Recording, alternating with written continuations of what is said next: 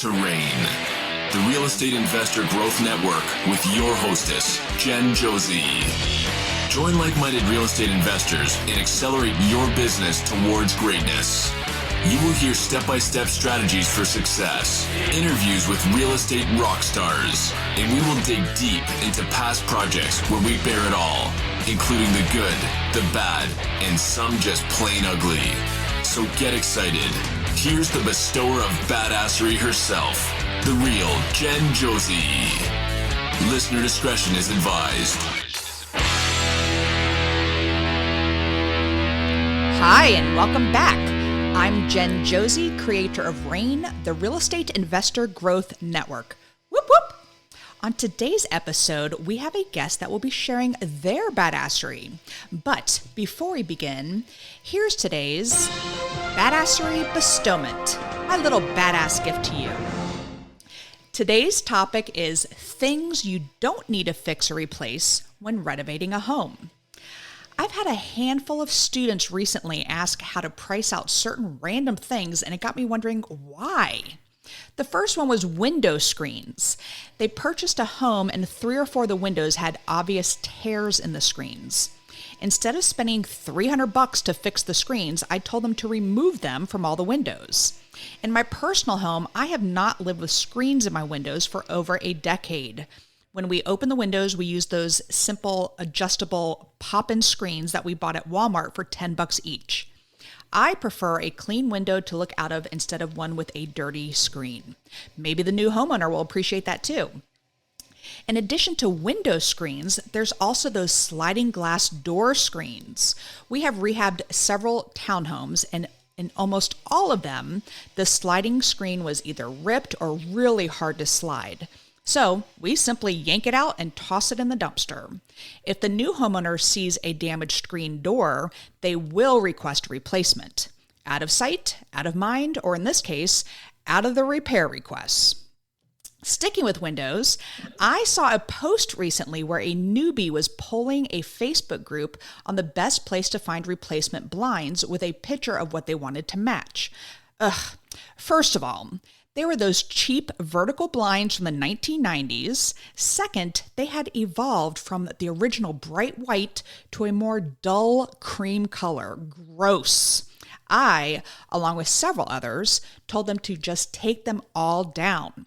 Window fixtures are very personal when decorating a home. Leave that to the new homeowner. Plus, when you are showing your completed renovation to prospective buyers, you want those windows open to let in as much natural light as possible. Another big expense that can be avoided are fences. If the house you purchased to renovate has a broken fence, instead of replacing it, tear it down. When buying a home, fences are an expense that the future homeowner can take on. Some homeowners don't even like fences because maybe they prefer an invisible fence for their dog as an added security feature. If the property has a chain link fence and all the neighbors have privacy fences, definitely just tear it down. The last one I'm going to touch on are pools. I live in North Carolina where homes with pools are few and far between. Now, I grew up in South Florida where 80% of all homes had their own pools and they could be used year-round. But in the colder states, pools are a lot harder to maintain. Hiring a pool boy is tough to find because there's just not much of a demand for them. Then you have to cover it in the winter months, which can be a pain in the ass. When trying to sell a home with a pool, you have a much smaller pool, pun intended, of buyers. Get a couple truckloads of dirt and fill that bitch up. It'll pay off in the long run. So, next time you're going through your repair estimator and see something damaged, ask yourself if you can get away with disposing of it instead of repairing or replacing it. Now, on to today's episode of the Real Estate Investor Growth Network podcast. We have with us return guest and RAIN member, Linda Jordon. Dr. Linda Jordon is a leadership coach and diversity and inclusion trainer consultant with over 30 years of experience in management leadership, development and training, leadership coaching, business process improvement, organizational development and training in the U.S. and abroad. As a leadership coach, Linda works with business owners and professional leaders, helping them identify and close gaps in the workplace by setting goals and creating a strategy to increase productivity and growth in the workplace. Now, I know Linda because she has been an accountability partner of mine for a few years now, meeting me for lunch every other Thursday. What I appreciate most about Linda is she will push my ass straight out of my comfort zone when needed to achieve success. So, welcome to the show, Linda. Hello, good morning, Jen. Good morning. Yes, I keep having these morning interviews. I'm used to having a cocktail with my interviewees here. So, yes, another episode with coffee on the menu here. So, tell us a little bit about your background. Now, well, I'm sorry, I'm cutting you off here, but I know you from real estate first and foremost, and you are just a rock star in it, but you also do all these other business coaching and things like that, and I'm just so appreciative to have you in my life because, like I said, you do push me out of my comfort zone, but we're going to get into all that. Tell us a little bit about you, where you're from, all that fun stuff. Oh, goodness. Okay, so born and raised in this great state of Virginia, now live in the great state of North Carolina. So born on a farm, so I have 7 siblings. There's 4 girls and 4 boys, and I'm right there in the middle. So I came to North Carolina and went to college here, and I'm married. We have a 27-year-old daughter, and I live in Granville County, North Carolina. And you run the whole town of Butner, correct? So I am a city commissioner, town council member that I've been since 2007, when the town was originally incorporated. Very nice. See, you are famous. I get to have lunch with you every other Thursday. I love it. And congratulations to you because you just received your doctorate. I hope you know it's not in your bio, so I added Dr. Linda Jordon. So I'm still getting used to that. And what is your doctorate in? It's in organizational development and leadership. Wonderful. And you are also a John Maxwell trainer. Is that correct? What is your title? So, certified with John Maxwell. So in that company, I'm one of the executive directors. So certified in coaching, training, and teaching and speaking. Gosh, yeah, forgot. There's 4. And I have been lucky to be a part of a couple of your classes or courses or however you want to call it. And one that I especially liked had to do with John Maxwell's book called Everyone Communicates and Few Connect. And there was another John Maxwell one I did. It was the Green Book. Which one was that? 15 Invaluable Laws of Growth. That one was really good too. So, you have just influenced me, and that also started me evolving RAIN and creating my own mastermind. So thank you for that. I do owe that to you. My pleasure. So can you tell us a couple things about the communication stuff? You are into this whole training for these companies, these large entities, and yet what I learned from you is these communication skills where it's so much easier to deal with, say, prospective seller, prospective buyers on the back end, and just these communication techniques. So do you have any little tips for us? Am I putting you on the spot here? Oh, no. So yeah, when you're in the real estate industry, communication is key because you're talking to buyers and sellers, whether you're a real estate agent or you're an investor. So communication is critical because that will seal the deal or either kill the deal. So there are a couple of practices when it comes to communication. One is understanding that connecting is all about other people. It's not about ourselves. And oftentimes when we're talking, we tend to talk about ourselves more when we should really be focusing on the other person. The second one is that, communicating with others goes beyond words. It's more than what you say. It's more about what you do and how you act, how you behave.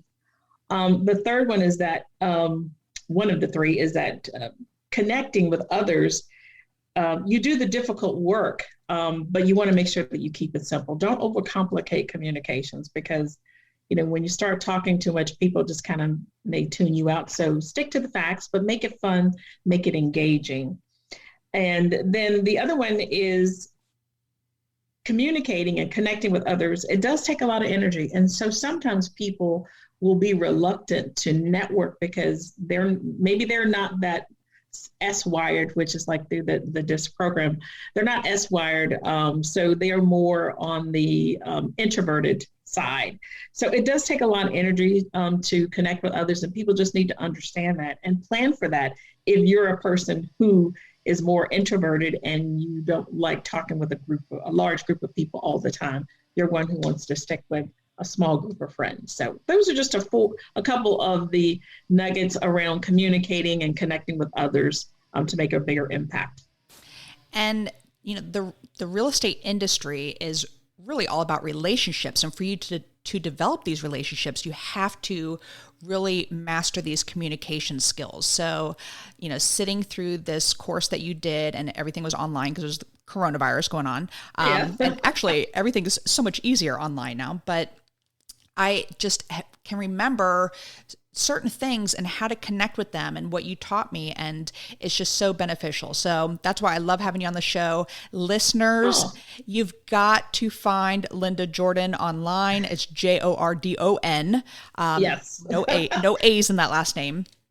And she always has certain things coming up. So like currently right now, you are doing a program called Are You a Person of Influence? Is that correct? Is that what it's called? That's what it's called. And it comes from the teachings of one of John Maxwell's book, which is called Becoming a Person of Influence. So I wanted to have a different title, but there's 4 levels of influence that people often forget about. The first one is that, when you're trying to connect and become a person of influence, you first have to model the behavior. So it's more about what people see and what they observe about what you're doing. The second one is you have to be able to motivate other people. Think about all the great leaders that are people of influence. They motivate other people. They encourage them. They encourage them to be better, and they encourage them to communicate with others. So they're not the ones sitting on the sidelines. The third level of influence is being a mentor to other people. You want to share your experiences to help others reach their potential. When you keep things to yourself, then how can you become a person of influence when you're not willing to share with others and bring others along with you? And that's one of the things that sometimes leaders, people that are in real estate, often forget. When someone asks for help, doesn't say you need to give them the whole chest, but help them understand how they can be better and move along and get into the business as well. And then the fourth level of influence is around multiplying. And that's basically, becoming a positive influencer with other people so that they will then do the same for someone else. So it's around multiplying and making others more successful, helping them understand how they can become an influence to someone else. So just keeping that mentoring going on so that you don't leave others behind. And you and I both recently, we got our NLP practitioner certification. Yes. But we did different training programs, but it was so fun to sit with you and go through things. But one really important nugget that I learned that has to do with influencing people is when you have stuff to share, it's your responsibility to get out there and share it because, they may really need it and you don't even realize that you will be changing someone's path in life just by a few things that you say. If you speak at an event or, do things like that, like I said in the beginning, that you have pushed me out of my comfort zone and has just helped me, but it's also helped other people because now I'm using my voice to share my message and things that I have learned. And, so that's huge. And you have this course going on, and will you be doing, because I know it's in the middle and we are in September right now recording this, and this will be released later, but hopefully you'll be redoing a course like that. Yeah, so I'll be redoing that course again. It'll probably be January because I've got some other things coming up. So I want to make sure that it's all lined together. So becoming a person of influence will probably launch again in the mid-January timeframe. One of the things you are doing is a vision board class. Now, I love a vision board, and Vance and I just moved temporarily into a condo while our future home is getting finished, right next door, by the way. And I packed my vision boards. I'm just lost without them. So I had forgotten how important they are. So what are some things you're going to be covering in this vision board class? Yeah, so the vision board class, which will actually start November the 6th, but it will be around, 2022 is right at the heels of us. And so I want to make sure that individuals are starting to think about their goals and objectives for next year, start to plan them, because when we wait, it's too late. So you have to be proactive and start thinking about now, because by Thanksgiving, Q1 will already be here. And then everybody's like scrambling, trying to figure out, what am I going to do? So my goal is to start early so that people can prepare for that, get things on your calendar and just get rocking and rolling. So I'll have 2 sessions. The first one will be November 6th. Then we'll have the holidays. And then the second one will begin on January the 8th. So people get ready, get your goals and objectives ready to go so that you can do your best, so that you can be your best. And that vision board, let me just reinforce one thing. So at the end of 2019, I did my vision board for 2020. And one of the things I had on there was a picture of a husband and wife working in an office together, because on my vision board, I wanted it to, for my husband, Vance, to quit his W-2 and that he and I would be working together. So I found this cute picture, husband and wife, they're holding hands, they're working in an office together. And the universe had a different idea for this photo, by the way. So we all know 2020 hit, the pandemic hit, and I was looking at my vision board one day. I'm like, damn it, vision board, because there's Vance and I working in the same office. He's still working his W-2 from home, and he and I, but we were literally in the same office together. So those vision boards, man, you got to be very specific on what you put on there. Exactly, because it worked out the way you had it. You just didn't say specifically. And like getting on, like doing more speaking stuff, speaking gigs, things like that. And then podcasting came into my life. So it's wild. I love vision boards. So listeners, make sure you check it out. It's good for everybody. And it is. There's another course, setting and achieving your goals. Yes. So that will start, in 30 days, October the 1st. So it'll be an email series around setting and achieving your goals, as well as dismantling limiting beliefs. And so all of that lines up very nicely so that you're then ready to start on your vision board, because you have to, number one, be able to get rid of those limiting beliefs. And then you have to understand how to set your goals before you begin setting your goals. Because if you set your goal and you still have that little voice going on in your head, give us an example of a limiting belief. An example of a limiting belief is that I'm not good enough. Yep. Or, you don't feel that you're deserving. Why is this happening to me? And it is unfortunate that we all do go through having those limiting beliefs at some point in our lives. It's all about, situation and time. But, it's unfortunate we sometimes do that to ourselves because it's self-sabotage. Absolutely. Wonderful. And the main one I brought you on here to talk about, which is going to be most important for the listeners, is you have a rental you have a rental property workshop coming up. When does that start? So that'll start Saturday, October the 2nd. It'll be from 10 a.m. Eastern to 1 p.m. Eastern. What it is, it's the entry level of getting prepared or becoming, or learning more about, I should say, the importance of having rental property and getting that mailbox money. And why is it important to get that mailbox money? It's important because individuals, everyone needs to have multiple streams of income. Our 9-to-5s are not promised to us. We all saw that with COVID. People were working one day and then like 30 days later, you didn't have a job, but people are trying to figure out, okay, how do I make the ends meet? What do I do to substitute that 9-to-5? Or you're now working remote. So having an additional stream of income is critical. Having a rental property, what I call mailbox money, is to me at the top of the list. It's where you don't have to do a whole lot to have a check come in the mail to you or be directly deposited into your account. But it's more around leaving a legacy. So if you have children or nieces or nephews and you want to leave something behind when, our time has come, rental property is the way to go. My legacy would be my dogs. Do you think that they, so they'll have dog food for life? So the first time I heard you talk about rentals, you and I were both part of an organization called, or we still are, it's called Fortune Builders, which is an education program. You pay a bunch of money, but the education is so worth it. You make it back quick, tenfold. Absolutely.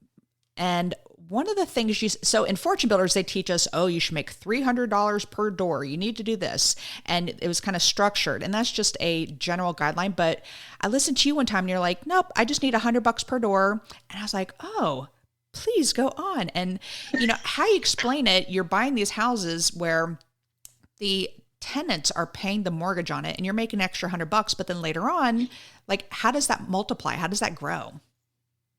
So I'm different. So the average person probably wants 300. For me, if I get to 100 and 150, then I'm good. Because at the end of the day, yes, the tenant is paying your mortgage. So you just need to have enough money to save for in escrow for your taxes and insurance. So, but over time, rents do increase, and I typically do small increases, but most of my tenants have been with me for a minimum of 10 years. And so I treat them like family. I do everything that a landlord is supposed to do, but I always go above and beyond. So if I increase the rents, they don't have an issue with that because they know there's something going on. Linda's going to fix it. Even if I'm not managing the property myself, the property manager will fix it because they know if the property manager is not doing what they know I would do, then they can call me and say, hey, you need to figure out what's going on because they're not doing what you would typically do. So when you're not managing your own property and you have someone else doing it, you have to manage the manager. And oftentimes landlords forget to do that. And that's why you have managers or landlords who decide they don't want to be in the business anymore because they think it's too much. But that's part of the business, is to manage the property manager so that you can do these incremental increases along the way.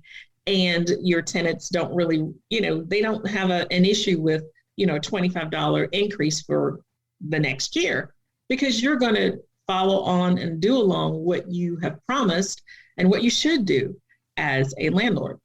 And having all of these tenants for the multiple years that you've had them, right before we hit record, we were talking about the rental moratorium. Am I saying that word right? Moratorium. Yes, moratorium. Mm-hmm. And you and I both, with our rentals, we've been very lucky. And I feel that having developed that relationship, going back to that whole communication again, and building real estate is all about relationships. And because you have established that, I think it probably also helped in that they're going to, really push to make sure they pay their rent when some of them, there are some dishonest people who, oh yeah, I'm out of my job. I guess I can't pay rent, taking advantage of the system. And, because you have established those relationships, that's not going to happen. No, it's not. And, a lot of my tenants that were impacted by 2020, whether they lost a job or, there was something going on in the family, they are the ones that took the time to call me and say, hey, Miss Linda, there's a program out here. Do they know your doctor, Linda? Do they know your doctor, Linda, now? No, or they don't. So I'm sorry, I cut you off, but they'll say. Oh, that's okay. But they'll call me and they'll say, or they'll send me a text say, there's a program out here because, I'm going to be late 2 months because whatever's going on in their life. And I understand that. But they'll call me and say, hey, I found a program that can pay my rent. Are you okay with completing the paperwork? I'm like, absolutely. So my tenants work. I mean, they go out and they find programs to make sure that they are not in a situation where they're behind on their rent. And that's because it is about the relationship that I've built with them. They know and understand that, even though I own the property, I want them to feel like they have some sense of ownership as well. And so that's why they're very responsible to make sure that if there's an issue going on, they call me. If they're having an issue with rent and they find a program that will help pay, they call me and I do my paperwork. So I've only had one issue with, rent during this COVID time. And that was through a property manager. It wasn't one that I was managing myself. Well, that's fantastic. And tell us, how do people find this course for them to take? How much does it cost? All that fun stuff. Yeah, sure. So if they go to I have a couple of sites, but if they go to talkwithcoachlinda.com, that's my rental property site where they can learn more about mailbox money and how you can be successful with rental properties. So that information will be placed there. So just go to talkwithcoachlinda.com. And how long is the course? I'm sorry, what? How long is the course? Is it like 4 weeks or? So this is just a workshop to give individuals a taste of what it's going to take to get into the business, to get you started, to let you know about, setting up your business, how you do your marketing, how do you find deals, how do you get funding. So that's really what the workshop is about. So right now it's from 10 a.m. to 1 p.m. So a 3-hour workshop. And for people that sign up, it's $179.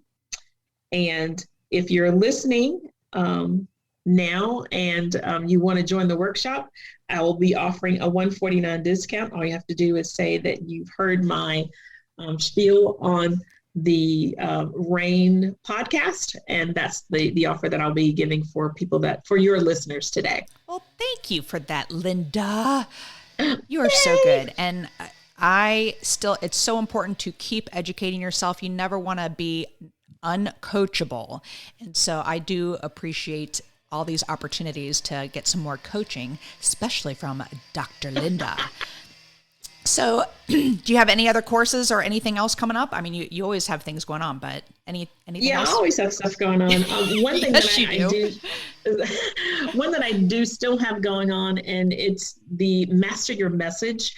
And that's for individuals to, level up their speaking skills, whether you want to be a speaker or whether you just want to, sharpen up how to do a presentation. And so that is something that I do every month. There's 2 sessions a month. We meet on the 2nd and 4th Thursday at 7:30 p.m. Eastern Time. It's a monthly fee of $19.97, and you can't beat that anywhere. $19.97 a month to learn about speaking techniques. But I like people to sign up for a year because it's a year-long program to make sure you are ready at the end of that term that you can go out and speak anywhere. And I did this for about 3 or 4 weeks.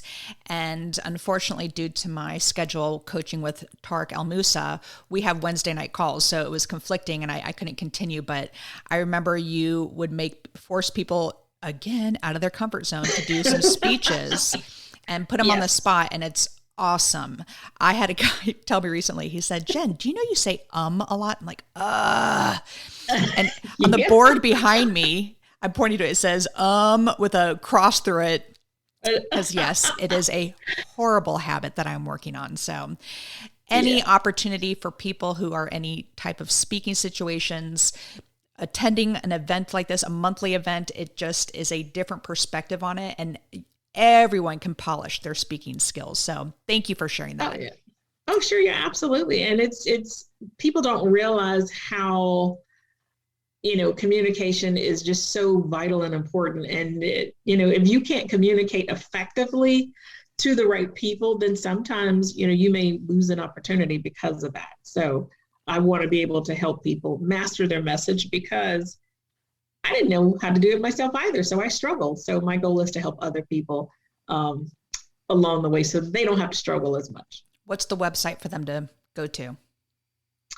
So if they go to lindajordon.com, LINDAJORDON.com, they can get more information about my speaking sessions. Wonderful. Well, the second half of the podcast is where I find out what makes you a badass. And since this is the second time you're on the show, I ask the same questions every time. I use the acronym BADASS, and I ask a series of questions. So I hope you came up with different ones this time. But the first letter is B for book. What is a book that's made a huge difference in your life? So most recently, I started reading this book, and it's called The Science of Getting Rich. And it's by Wallace Wattles. And a friend of mine said to read it. And I thought, yeah, okay. And I started reading and thought, oh my gosh, it's just very common sense.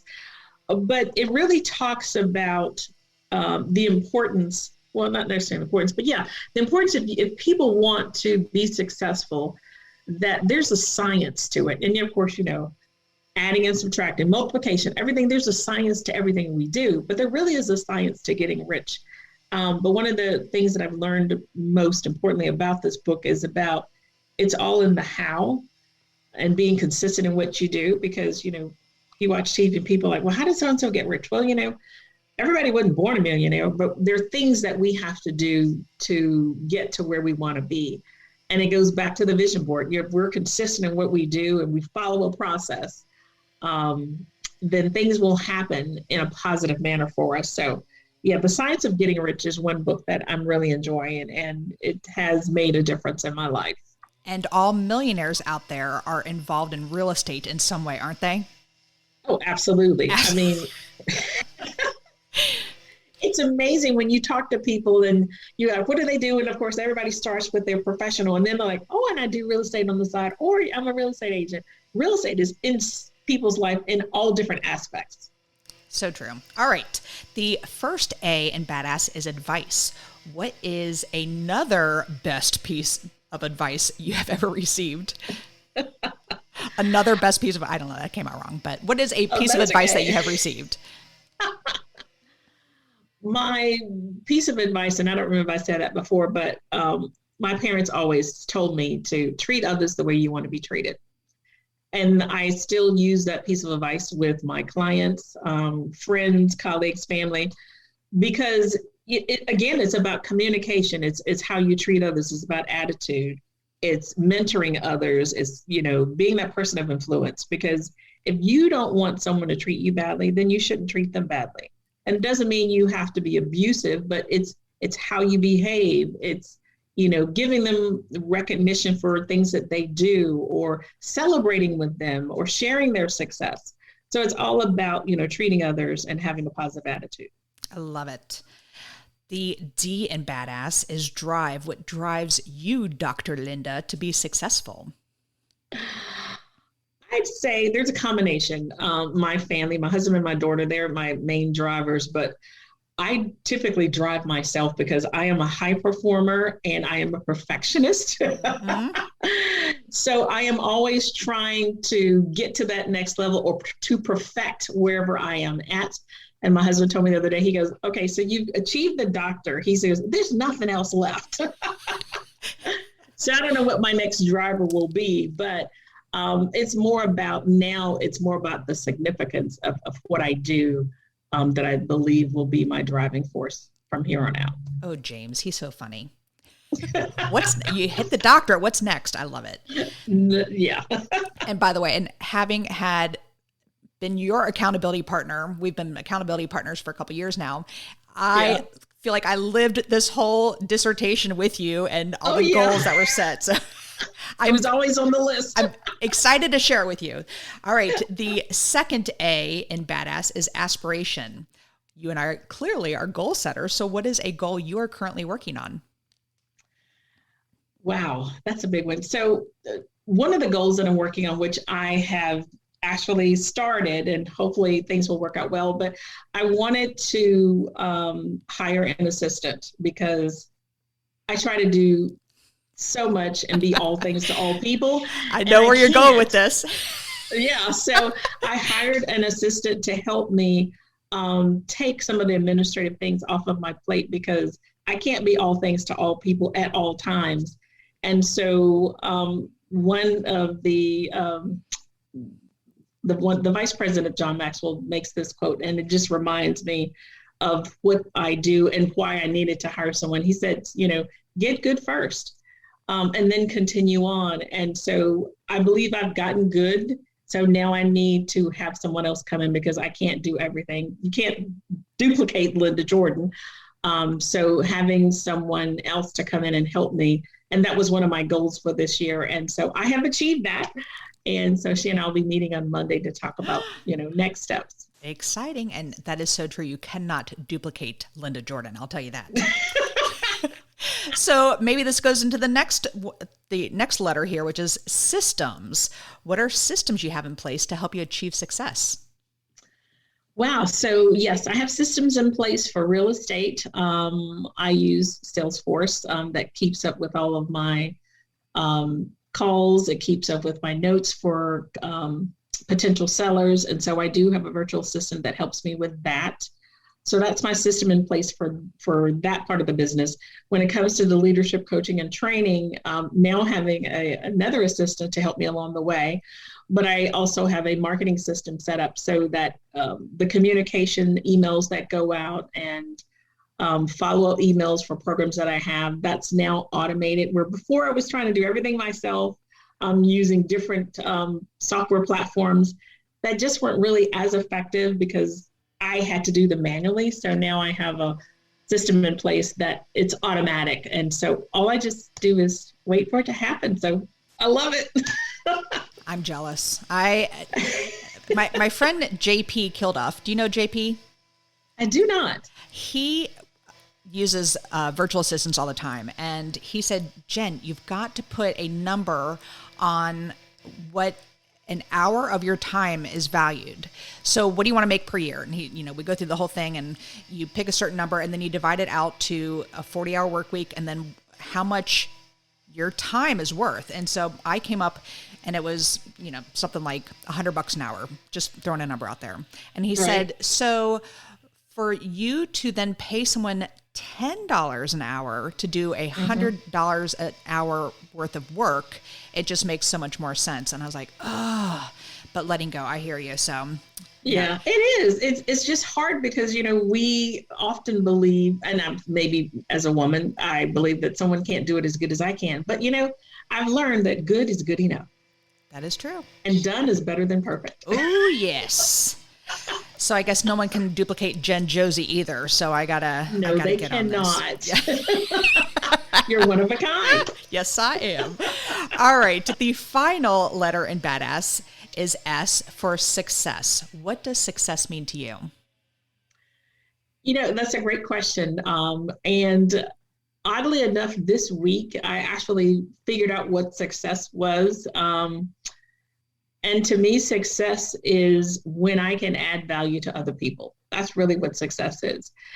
It's not monetary because, you can have all the money in the world, but if you're not happy and you're not helping other people, then you're not being successful. So it is more about adding value to other people, helping them be successful, being an influencer to those individuals, modeling that behavior and helping them understand the importance of duplicating that themselves. So that's really what success is about. It's not about, reaching this $1 million mark or whatever that magic number is, because at the end of the day, when you're dead and gone, if no one remembers you for what you did, they just remember for how much money you had, then there is no significance at all. True. So true. And just in the 35 minutes, 40 minutes of this podcast, I'm sure you have influenced others in just maybe one little nugget they got from listening to you. And I'm lucky because I get to get it every other Thursday. Excuse me. And so thank you, Linda, for being on here. Folks, go check her out. I'm going to have all of her websites in the show notes, so you can go in and see. You want to get on her email list and see when these things come up. I am lucky that I know her personally, but if you are not in North Carolina, you can still do everything virtually, and she is so worth it. You are a lovely human being, Dr. Linda Jordon. Oh, thank you. So proud to call you friend. And absolutely. Any other final anything before we go? I just say for all your listeners, the people that may be that may be listening, and they're saying, sometimes you hear things you say that sounds too good to be true, but it really is. It's again, how do you let go of those limiting beliefs? Let go of what I call that monkey on your back, or maybe it's a friend or a colleague or a family member who's telling you that, why are you coming up with that idea? You can't make any money doing that. Let that information go. Don't utilize that to determine your fate. Because if you have a dream of something that you really want to do and you believe in it, then you can make it happen. Yes. You don't need all the money in the world. You just need to have that belief that it is possible. And once you have that belief that it's possible, then make it happen, because it's all about what you do. And that's what I want people to walk away from, that anything that you believe in is possible. You just have to take action on it. And those people who are saying those things, that is their limiting belief that they're projecting on you. Yeah, exactly. So, because they don't want you to be successful. That is true. Yes. So thank you, Linda. You are the best. That is all. Thanks for listening. You're the best. You're the best. So thanks for listening, and we will catch you on the next episode. Now go out there and share your badassery. And don't forget, make it a great day. Take care. Bye-bye. Whoop, whoop. Thank you for listening to RAIN, the Real Estate Investor Growth Network. Be sure to subscribe on your favorite podcasting platform so you never miss an episode. If you need more badassery, you can follow Jen Josie by visiting therealjenjosie.com or become a member of RAIN by registering on rainmastermind.com.